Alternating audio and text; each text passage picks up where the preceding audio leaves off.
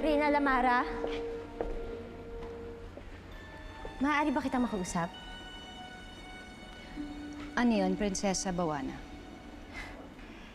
Tinawag mo akong prinsesa. Ang sarap naman pakinggan. Anong pag-uusapan natin?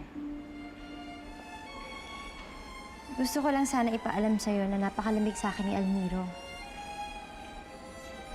Kinasal na nga kami pero parang ang layo pa rin ang loob niya sa akin. Nagtataka ka pa? Pagkatapos ng lahat ng ginawa mo, alam mo sa sarili mo kung bakit ganyan ang trato sa'yo ng anak ko. Tandaan mo, pinakasalan ka lang niya para mailigtas si Lara. Hanggang doon na lang yun. Kaya ako nga sinasabi sa'yo para pagsabihan mo siya. Magtiis ka sa ugali ng anak ko. Magtitiis din kami ng pakikisama sa'yo. Magtiis.